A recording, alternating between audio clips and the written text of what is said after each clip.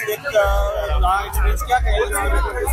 सुनो यार सुनो। चुनाव हुआ, लोगों ने जनता ने वांगरोल की जनता ने बहुत प्यार दिया, आशीर्वाद दिया और प्यार और आशीर्वाद की वजह से 55,000 वोट मुझे जनता ने दिया। उसके लिए जनता की जनता का बहुत बहुत धन्यवाद और ज्ञापित करता हूँ। लेकिन मुझे पहली बार ऐसा लगा कि मेरी हारने के बावजूद भी पूरे राजस्थान की जनता की सिंपैथी मेरे साथ थी। पूरे राजस्थान की जनता कहीं न कहीं चाहती थी कि नरेश मीणा विधानसभा में पहुंचे और जो नरेश मीणा पिछले कई वर्षों से सड़कों पे लड़ रहा है वो विधानसभा में जाकर जनता की आवाज बने।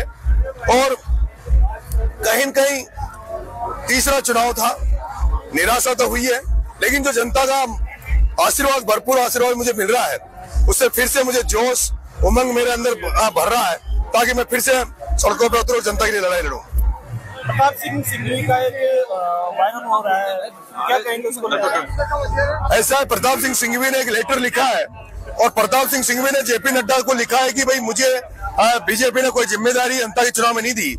लेकिन मेरा यह मानना है कि वसुंधरा जी ने सोच समझ कर ही प्रताप सिंह सिंघवी को नहीं बुलाया।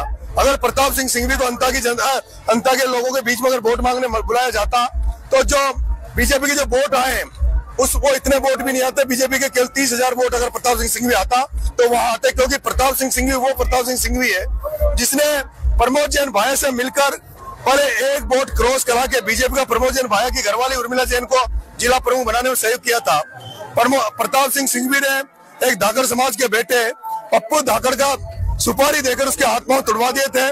ऐसे में वसुंधरा समझती थी, जानती थी कि अगर प्रताप सिंह सिंघवी को अंता की धरती पे बुलाया जाएगा तो उससे बीजेपी का नुकसान होगा। मेरा भी ये मानना है, अगर प्रताप सिंह सिंघवी अंता में प्रचार करने आता तो 100% भी मैं नरेश मीणा चुनाव जीतता।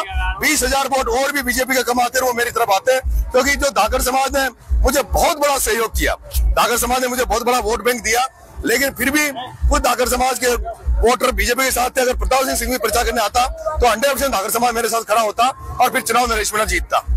आपने बोला है कि धन बल जीता है, क्या कहेंगे इसको लेकर? बिल्कुल, 4,000 से लेकर 18,000 20,000 रुपए तक लोगों को बांटा गया, 50,000 वोटर तक पैसा पहुंचा और जिसके कारण से धनबल के आगे हम लोग हार गए। लेकिन हमारी जो मेहनत थी वो रंग लाई और 55,000 वोट इतनी ताकतें होने के बावजूद, उपचुनाव में दोनों पार्टियों के वहां बहुत ताकत से चुनाव लड़ने के बावजूद भी, और जो बीजेपी के 90% नेता केवल वसुंधरा जी, उनका बेटा दुष्यंत सिंह और वहां के जिला अध्यक्ष नरेश सिकरवाल के अलावा मोरपाल सुमन के साथ कोई नहीं था। पूरी बीजेपी प्रमोद जैन भाया के साथ खड़ी थी और यही कारण है कि प्रमोद जैन भाया चुनाव जीता। अगर प्रमोद जैन भाया अकेले के दम पे चुनाव लड़ता तो उसकी जमानत जब्त होती। नरेश भाई, बात करें तो आज भी पैदल चल रहे हैं, किस तरह की अरदास मांगी थी, पूरी नहीं हुई, क्या कहेंगे? देखिए, मैं नंगे पैर हूँ, लेकिन मैंने ये मन्नत मांग रखी है कि जिस दिन मैं ओम बिरला, प्रताप सिंह सिंघवी, प्रमोद जैन भाया, शांति धारीवाल को विधानसभा और लोकसभा में जाने से रोक दूंगा, उस दिन चप्पल पहनूंगा, क्योंकि इन चारों नेताओं ने पूरी हाड़ौती के किसान कौमों का खून चूस रखा है, किसान कौमों को बर्बाद कर दिया। ऐसे में मैंने प्रण ले रखा है, जब तक इन चारों धन्ना सेठों को, पूंजीपतियों को राजनीति से हटा नहीं देता, जब तक नरेश मीणा चैन की नींद नहीं सोएगा और जब तक जूते चप्पल नहीं पहनेगा।